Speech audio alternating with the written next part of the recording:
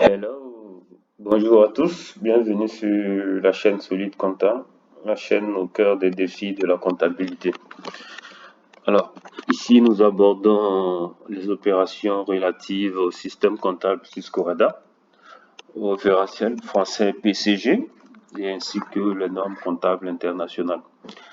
Alors, aujourd'hui nous allons aborder le point sur le compte et la partie double, toujours dans le fil des notions basiques de la comptabilité. Alors, il faut dire que en matière de tenue comptable, la comptabilité, comme nous l'avions dit dans les précédentes vidéos, traite des opérations qui ont lieu au sein de l'entreprise. Et ces opérations peuvent entraîner ou entraîneront en tout cas à l'avenir des mouvements de valeur. Donc, la comptabilité va se servir des pièces comptables qui lui sont remontées en tout cas pour justifier les opérations qui ont lieu. Et elle va enregistrer ces opérations dans des comptes. Mais qu'est-ce que le compte? La notion de compte. La notion de compte est relative tout simplement à l'unité utilisée pour tenir la comptabilité. Donc, le compte, il est schématiquement présenté en deux colonnes. Vous avez une colonne débit et une colonne crédit. Voici comment se présente un compte comptable. Voilà. Ce n'est rien d'autre que la subdivision des opérations au sein de l'entreprise.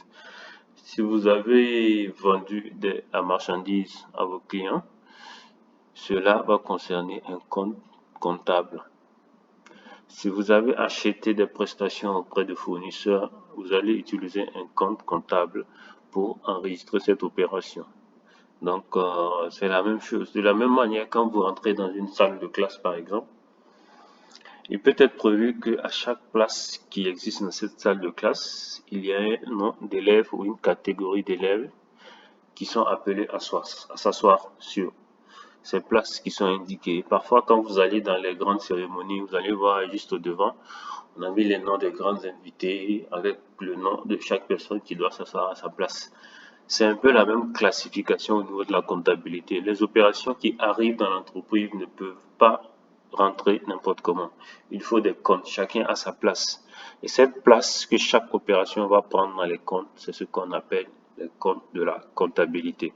Donc ici, vous voyez les créances clients. Donc si vous avez vendu de la marchandise ou des produits finis à vos clients, et qu'ils n'ont pas payé au comptant. Vous définissez des délais de paiement à vos clients. Donc, il s'agit de créances que vous avez auprès de vos clients. Et ces créances vont rentrer dans un compte spécifique qu'on appellera ici créances clients, 411 créances clients.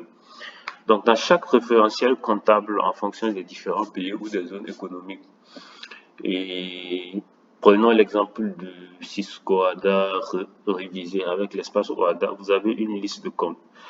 Et cette liste de comptes n'est rien d'autre que la classification des opérations qui ont lieu au sein de l'entreprise. Le capital aura un compte, les créances clients auront un compte, les dettes fournisseurs auront un compte, l'achat d'ordinateurs, c'est du matériel informatique, ça va aller dans un compte, la banque, ça va aller dans un compte, la caisse que vous tenez, ça va aller dans un compte. Vous voyez, donc c'est une manière d'organiser l'information au sein de l'entreprise afin de pouvoir après vous montrer ce qu'il y a eu comme information. Vous vous doutez bien que si on met tout dans le même panier, on ne pourra pas savoir quel œuf est différent de tel autre œuf. Donc vous allez vous retrouver avec des œufs de poulet, des œufs de pintade et ainsi de suite, et pas forcément reconnaissable. Mais si c'est bien étiqueté et bien rangé dans des précarés spécifiques dans le panier ou dans des paniers séparés, vous allez savoir que tel œuf concerne tel gallinacé. Donc, la comptabilité aussi, ce sera comme ça. On va ranger les opérations en fonction de leur nature dans des catégories de comptes spécifiques. Et il faut comprendre que chaque compte est présenté ainsi et comporte deux colonnes, débit et crédit. Ici, nous avons vendu, le client ne nous a pas payé, il nous doit 100 000 et on a mis les 100 000 au débit. Pourquoi avoir mis les 100 000 au débit? Rappelez-vous, dans nos précédentes vidéos, nous avions dit que au niveau de la caisse, quand l'argent rentre, on utilise un signe plus et quand l'argent sort, on utilise un signe moins pour dire que l'argent sort. Mais Comme au sein de l'entreprise, il n'y a pas que de l'argent sortant et rentrant, il y a aussi des engagements qui sont appelés plus tard à se solder par des transactions. Quand vous vendez à un client et que celui-ci ne vous paye pas, il s'est engagé envers vous à vous payer. Il faudrait que la comptabilité puisse dire, OK, ce client nous doit 100 000. Mais les 100 000 que le client nous doit, c'est quelque chose qui va rentrer dans l'entreprise, n'est-ce pas? Donc la créance, elle vient augmenter, elle vient en plus. Donc on la mettra ici au débit. Voilà pourquoi vous allez voir en créance client plus.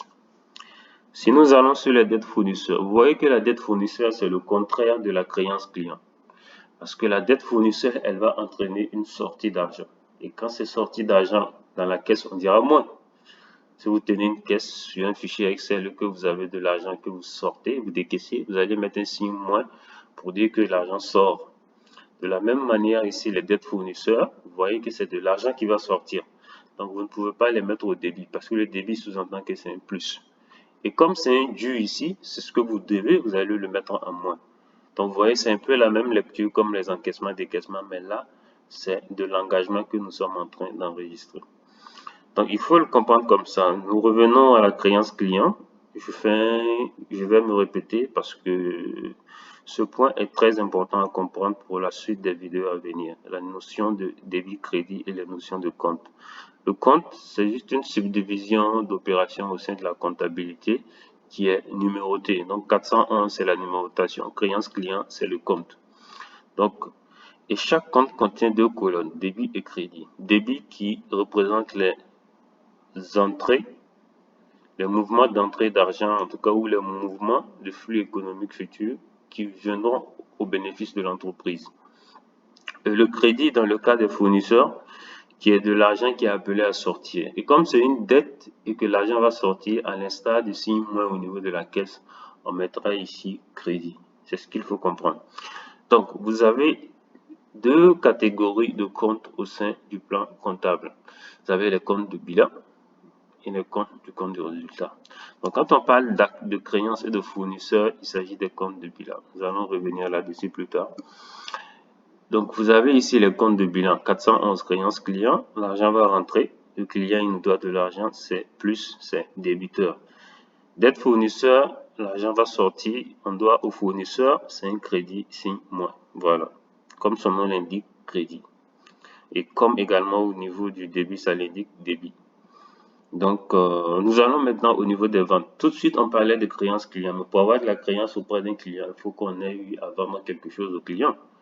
Ou en tout cas à le vendre plus tard. Donc, quand vous enregistrez la créance du client, c'est pas fini. Si vous avez enregistré la créance client, il faudrait que celui qui lise le compte puisse savoir d'où vient cette créance-là. Ça veut dire, OK, à telle date, aujourd'hui nous sommes le 18 novembre, nous avons vendu pour 100 000 francs au client lambda. OK, nous avons vendu pour 100 000 francs, nous avons la créance de 100 000. Mais où est le chiffre d'affaires? Le chiffre d'affaires va dans le compte de résultat. Et le compte de résultat comporte les comptes de la classe 6, 7, 8 paires et 8 impaires. Nous allons voir dans la présentation du plan comptable. Donc ici, c'est la contrepartie de la vente au client. Vous avez vendu au client, vous avez enregistré une créance de 100 000 et la contrepartie, c'est un autre compte au crédit. Donc vous voyez que ici, la comptabilité fonctionne en partie double. Partie double parce que vous enregistrez une opération en créance et débit. Et de l'autre côté, vous dites que cette créance-là, c'est parce que nous avons vendu de la marchandise au crédit du compte 701, vente de marchandises.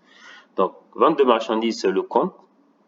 701, c'est le chiffrage fait au niveau du plan comptable pour nous permettre de retracer l'activité. Donc, vous allez entendre certains comptables dire, oh, le 701. Quand vous entendez ça, c'est la vente de marchandises. Ou vous allez entendre parfois dans la comptabilité parler de vente de marchandises, enregistrement du chiffre d'affaires. Donc ça va dans les classes 7 en général. Et quand il s'agit de vente de marchandises, en tout cas, vous allez le mettre dans le 701 pour ce qui est du référentiel comptable 6 COADA révisé en vigueur dans l'OADA.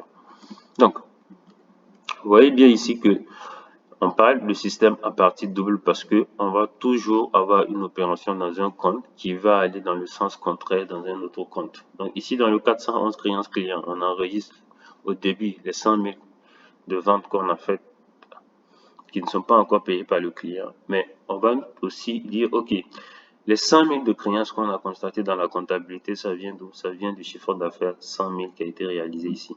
Donc, à chaque fois que vous mettez une opération dans un sens au débit, vous allez le retrouver dans un sens contraire au crédit dans sa contrepartie. C'est toujours comme ça. Vous ne pouvez pas avoir une opération au débit ici et au débit de l'autre côté. Ce sera toujours débit, crédit. Donc, également pour les ventes fournisseurs, vous aurez, pour les achats de marchandises qui créent des dettes fournisseurs parce que vous n'avez pas payé le fournisseur, vous voyez que ici la contrepartie c'est au débit. Si nous revenons plus en arrière, vous voyez que lorsque nous avons acheté auprès du fournisseur et que nous n'avons pas encore réglé, nous avons constaté la dette, donc le crédit que nous avons auprès de ce fournisseur-là. Mais il faut qu'on puisse justifier, c'est un crédit fournisseur qui vient de quoi? De l'achat de marchandises. Cet achat de marchandises est représenté par un compte 600 dans le plan comptable, le compte achat de marchandises qui sera débité. Logique. C'est toujours le système de la partie double qui fonctionne ici. Donc, il faut comprendre par toujours cette notion de compte-là, la catégorisation des opérations qui interviennent au sein de l'entreprise, des opérations qui entraînent des mouvements de valeur ou qui plus tard vont entraîner des mouvements de valeur. La partie double par là, il faut comprendre le fait de mouvementer deux sens au sein d'une seule, lorsqu'il y a lieu une seule opération au sein de la comptabilité. Par exemple, quand vous faites du chiffre d'affaires qui a consisté à vendre de la marchandise à crédit à un client, vous avez constaté une créance auprès de ce client parce qu'il n'a pas payé. La créance, elle est positive. Donc, c'est un débit ici. Par contre, cette créance que vous avez constatée, elle vient de quoi? Elle vient d'une vente de marchandises. Et ce sera le contraire. La créance est le débit, la marchandise est le crédit. De la même manière, vous avez acheté auprès du fournisseur à crédit. Donc, vous constatez dans le compte fournisseur un crédit de 60 000, mais ça vient d'où? Ça vient d'où? Ça vient de l'achat de marchandises qui s'est passé. Et c'est naturellement le mouvement contraire débit qui est utilisé. Donc la comptabilité fonctionnera toujours en partie double. Vous aurez toujours deux comptes à mouvementer qui sont mouvementés dans le sens contraire, l'un au crédit, l'un au débit, ou l'un au crédit, l'un au débit, selon l'opération. C'est ce qu'il faut comprendre aussi. Donc, j'espère que cette brève vidéo vous aura permis de comprendre un peu comment fonctionnent les comptes et la partie double. Pour plus d'informations ou plus d'éclaircissements sur ces notions, vous pouvez poser vos questions dans les commentaires ou suivre le lien vers les canaux, les différents canaux que je vais indiquer dans le lien de la vidéo. Merci à tous pour votre attention. J'espère que cette vidéo vous aura apporté quelques éléments de plus déjà dans ce que vous savez. Merci à tous et ciao ciao, à la prochaine. Rendez-vous sur la prochaine vidéo. Bye bye.